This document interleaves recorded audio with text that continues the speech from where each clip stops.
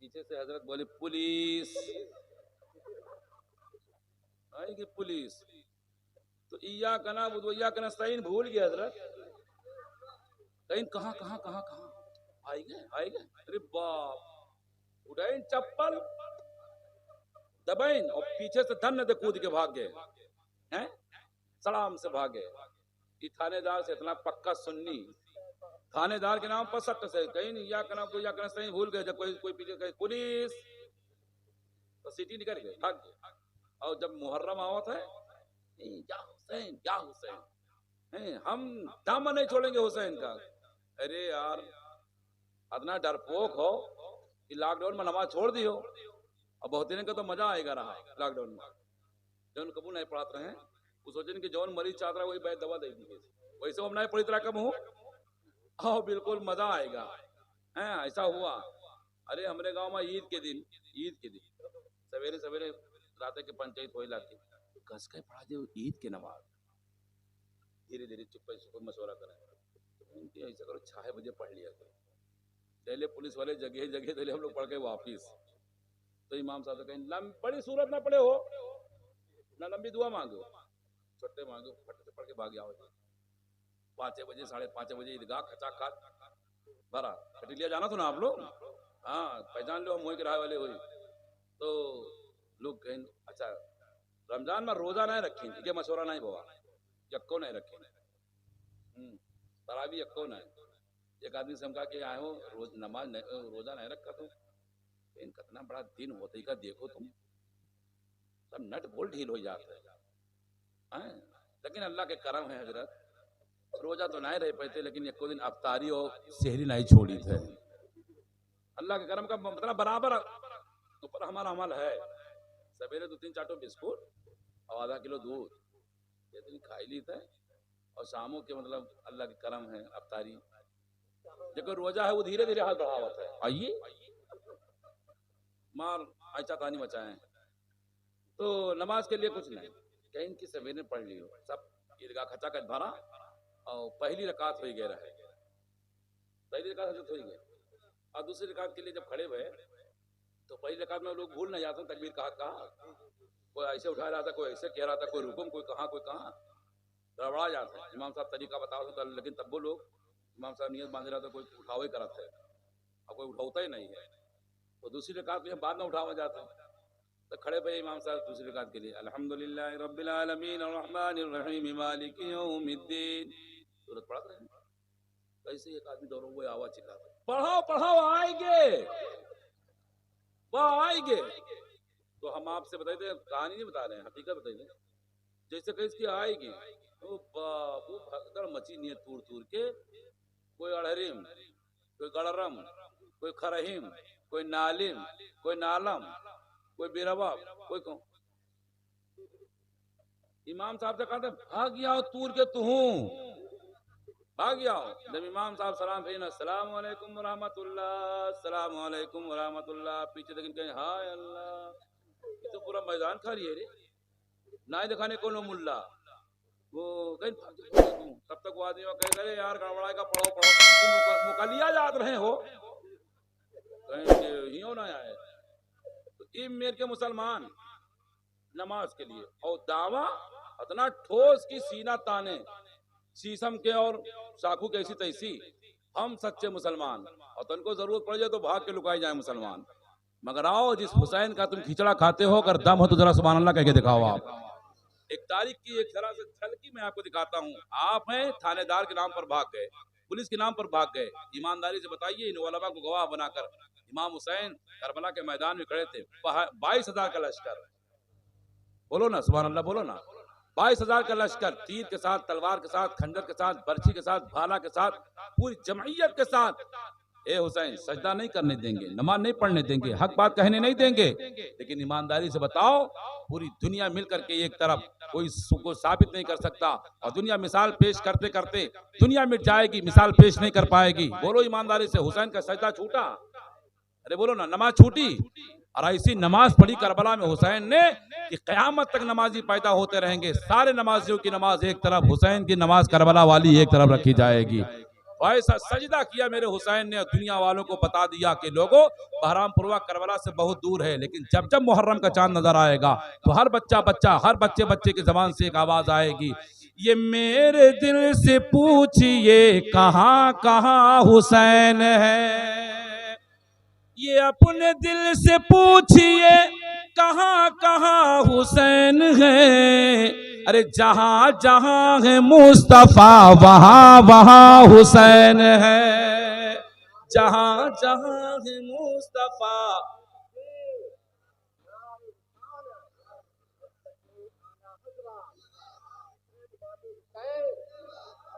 ये खूने हुसैन का कमाल है हजरत, जो आज मीनार चमक रहे हैं मस्जिद के, ये मिंबर चमक रहे हैं, ये 30 पारा कुरान महफूज है, हमारे सीने में नबी की मोहब्बत महफूज है, ये दाढ़ी, ये टोपी, ये कुर्ता, ये पैजामा, ये इस्लामी लिबास, और ये मुसलमानों की शान और शौकत किसी मुल्ला ने नहीं दिया है, आले रसूलुल्लाह करबला में फातिमा के लाल ने अता फरमाया है। आज भी आवाज आती है करबला से, लहू जो उनका मिल गया, खून खून, लहू जो उनका मिल गया गुलाब जैसा खिल गया, तो ये नबी का बाग बोल उठा कि बाग बा हुसैन है, नबी का बाग बोल उठा कि बाग बा हुसैन है। इमाम हुसैन के नाम पर भी जरा जोर से बोल के दिखाइए सुभान अल्लाह। नबी का बाग बोल उठा कि बाग बा हुसैन है, जहां जहां है मुस्तफा वहां वहां हुसैन है। ये थे पहले के मुसलमान। हमने तुमने मिलके थोड़ो कि ईद पर 5 किलो गोश्त लाया दे और सवेरे तान के सोए गए।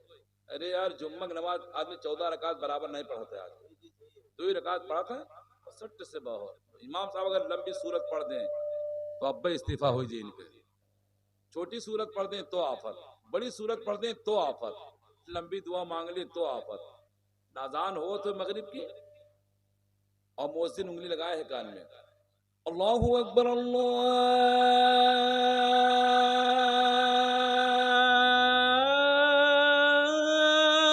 अल्लाहु अकबर, इमाम साहब नमाज के लिए और जनाब कहते ए इमाम साहब इतनी फातिहा कह दो हमारे लेकर रो होते हैं, अगर फातिहा करे ना जाए तो आयो चंदा ले, आयो चंदा ले तो बताइए भैया कि टी पू बंद कर दो,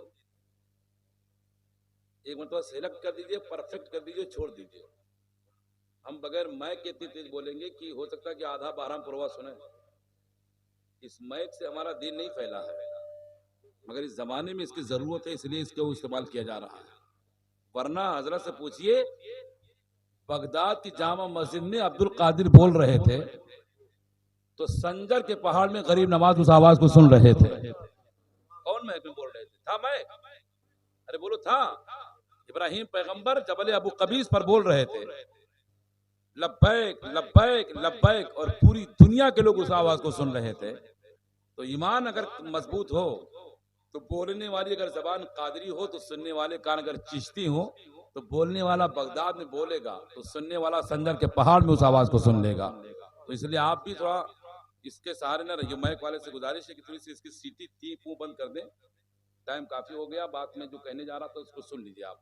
ईरान की धरती पर यही बात चल रही थी, नबी ने फरमाया तुम में से कौन है, इसी पर बात चल गई और मैं वो ट्रेन हूँ कि पटरी नहीं बदलता, मैं वो इंजन हूँ कि जहां से मैं चला हूँ उसी पटरी पर रहूंगा, तमाम स्टेशनों पर ले जाऊंगा आपको, लेकिन जहां जंक्शन होगा वहीं खड़ा कर दूंगा आपको ले जाकर के, जहां तक मैं आपको ले जाना चाहता हूं। नबी ने जब फरमाया कि तुम में से कौन है तो तमाम सहाबा में से एक सहाबी का नाम आएगा जिस पर हजरत भी सुभान अल्लाह कहेंगे, आप भी कहेंगे। एक सहाबी हुए सिंगल चेचिस, कमजोर बदन, पतले दुबले, नहीं पुन्ना तमाक, कमजोर सिंगल बॉडी के, उठ के खड़े हुए सहाबी रसूल जिनको पूरी दुनिया मोहब्बत की जबान में खालिद बिन वलीद के नाम से जानती है। हजरत खालिद बिन वलीद उठ के खड़े हुए, लब्बैक या रसूल अल्लाह, इस काम के लिए मैं हाजिर हूँ आका, हुक्म दीजिए।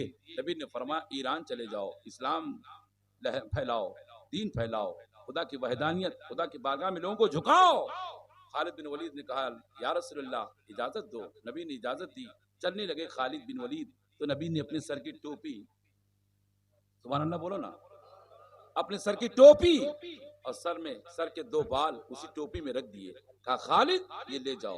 कहा या रसूलल्लाह इसका क्या काम? नबी ने फरमाया जहां से दुनिया की तमाम ताकतें दम तोड़ देंगी वहां से मेरी टोपी की बरकत शुरू हो जाएगी,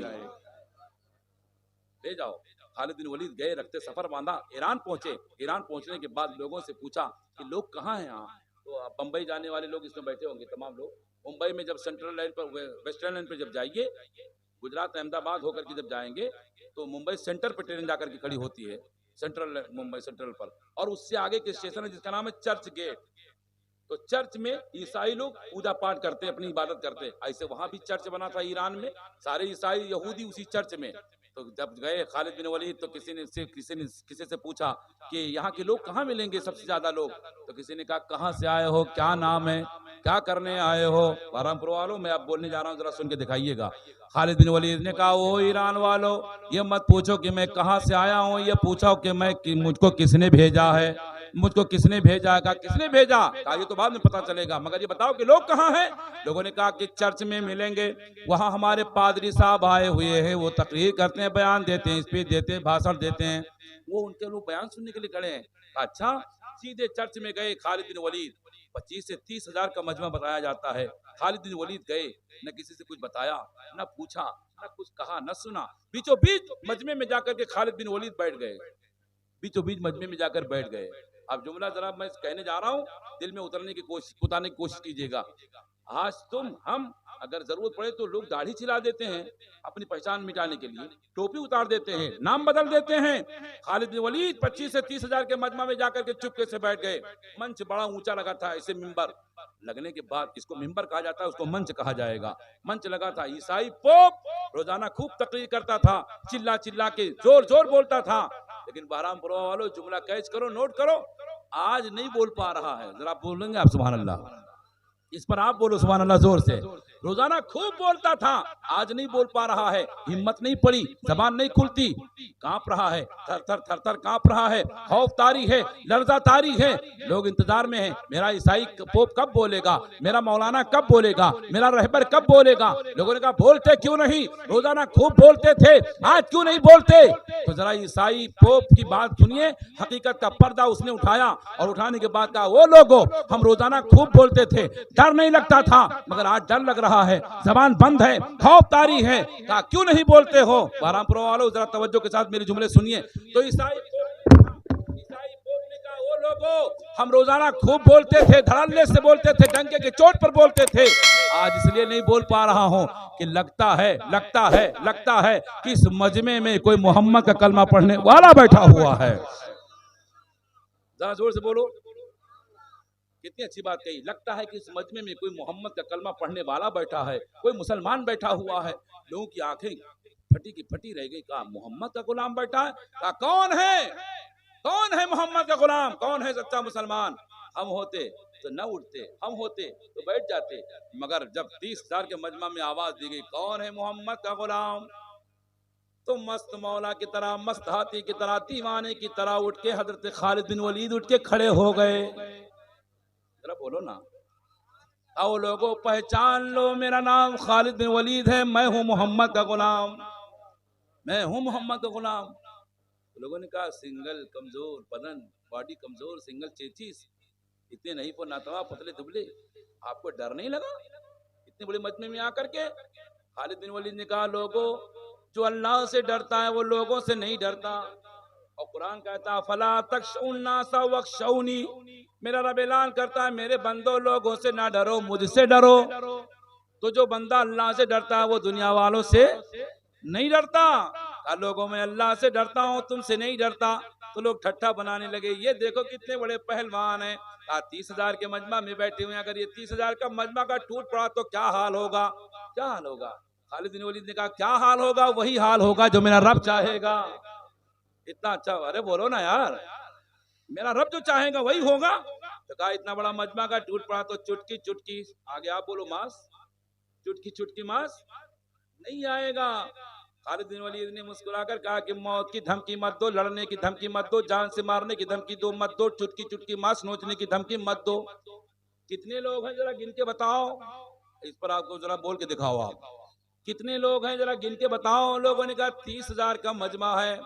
खालिद बिन वलीद मुस्कुराकर बोले अगर कम हो तो और बुला लो।